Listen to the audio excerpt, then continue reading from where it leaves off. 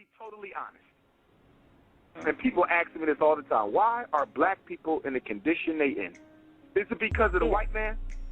Well, the white man put us in the condition, but that's not why we're still in it.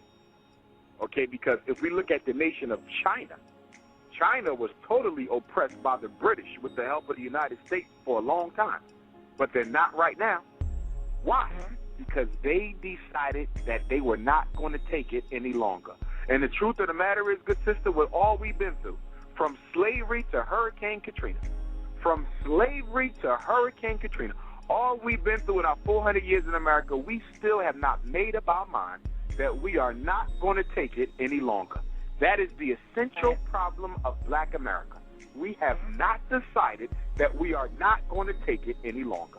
And if you want to see this in action, all you have to do is go to a community meeting when something bad happens, when somebody's son gets killed by a cop, or somebody's kid gets called a nigger in the school. All you have to do is go to the meeting. You're going to have two groups of black people. You always have two groups of black people. You have the revolutionaries who want to do something significant and major to make sure it never happens again. And then you have the accomplices. You have the lovers of white people who always say, well, let's wait a minute. Let's not jump right away. Let's give the system a chance to work. Those are the people who have confidence in white people. They love them so much that they don't want to do anything to piss them off.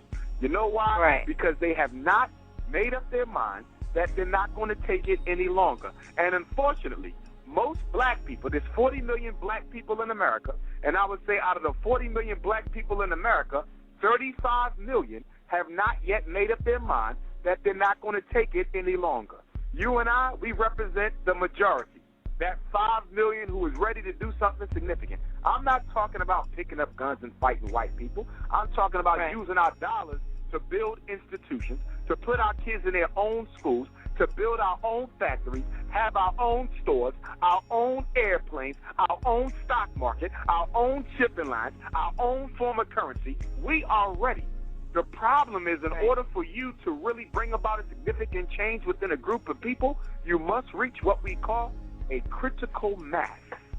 You must have a critical mass of black people who are ready to move out and do something about their current situation in order for true change to affect itself. The 5 million of us can beg and plead and cry and shout to the other 35 million, and it will not make a damn difference because they have not made up their minds that they're not going to take it any longer.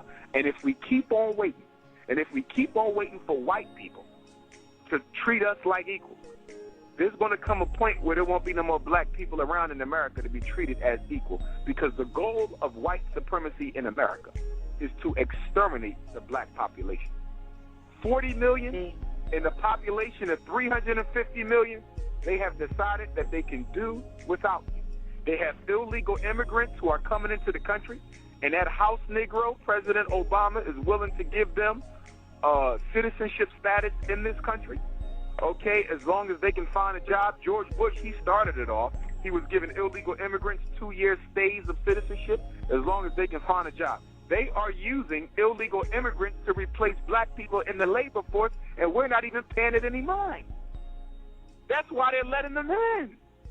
They need them because they can pay them whatever they want.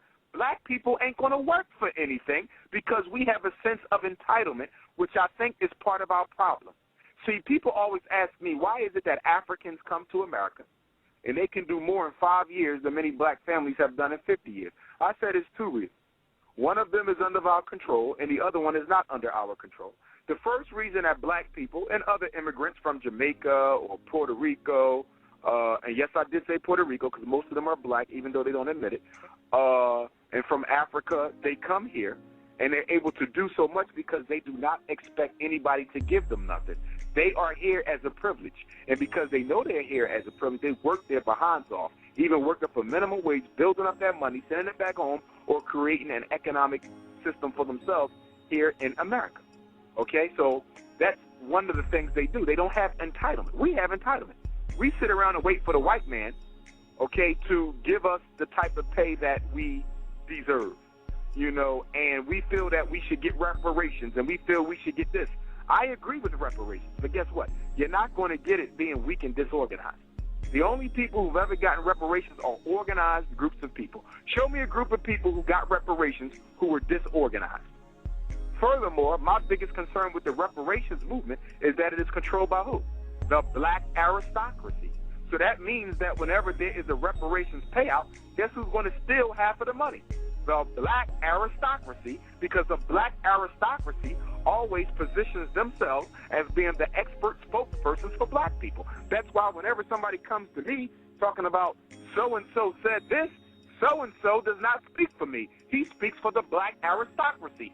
Rich, black, well-educated, rich or well-educated black people with money. The black aristocracy. They do not speak for the black masses. Jay-Z don't speak for me. Oprah Winfrey don't speak for me.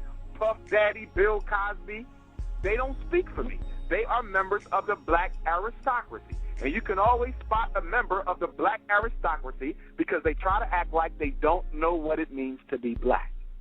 When you bring up black issues, they look at you like you're crazy. They say, well, what are you talking about? We're all Americans. We're all in America.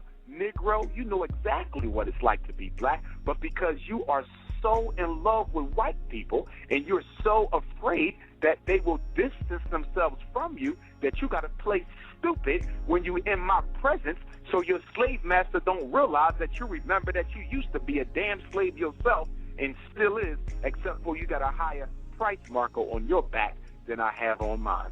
They are using illegal immigrants to replace black people. As they're bringing in the illegal immigrants, what are they doing with the black people? Locking them up. Right. Locking them up. Next time you get a chance to go to a prison, look and see how many Mexicans are in the prison. You don't see too many of them. Look in there and see how many Cubans are in the prison. You don't see too many of them because they are being used to replace black people in the workforce. They give the jobs to the Mexicans and the Cubans, and they give the jails to the black people. I know you're out there. I can feel you now.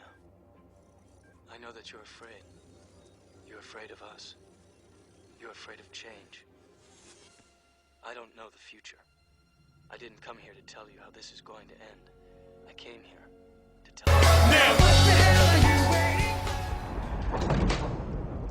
waiting? At last. Welcome, Neo. As you no doubt have guessed, I am Morpheus. It's an honor to meet you. No. The honor is mine. Please, come, sit.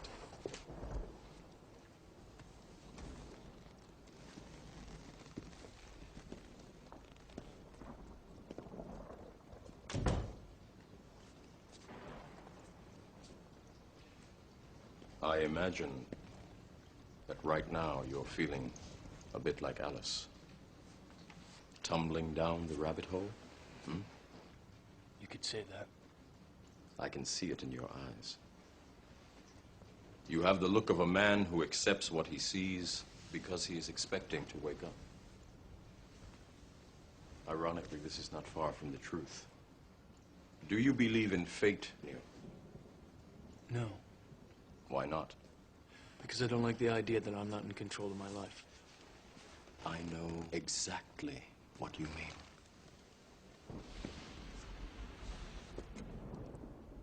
Let me tell you why you're here. You're here because you know something. What you know you can't explain, but you feel it.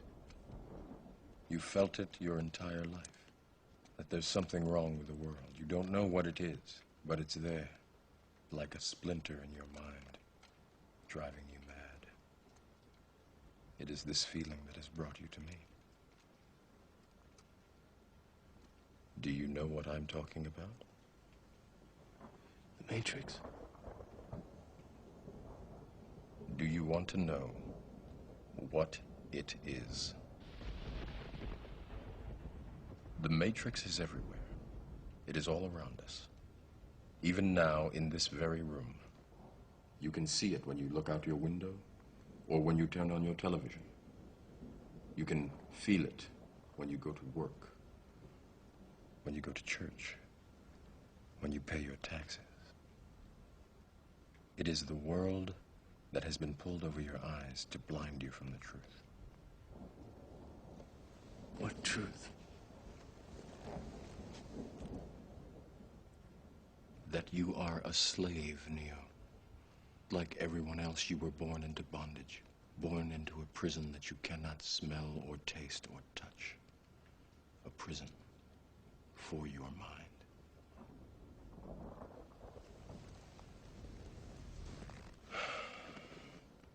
Unfortunately, no one can be told what the Matrix is. You have to see it for yourself.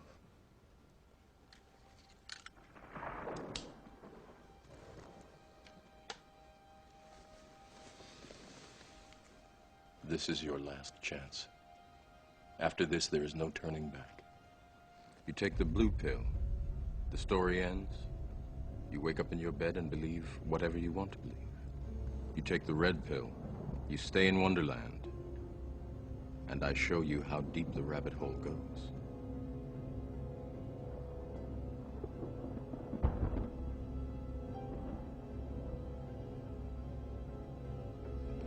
Remember, all I'm offering is the truth, nothing more.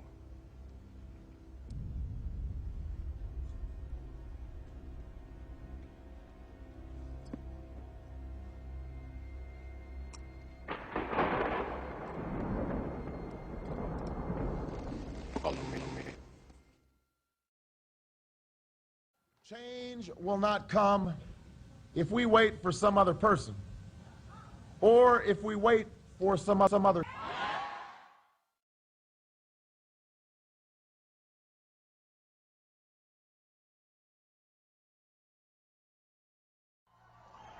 Change will not come if we wait for some other person, or if we wait for some other time.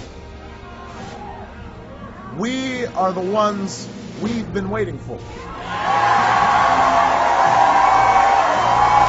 We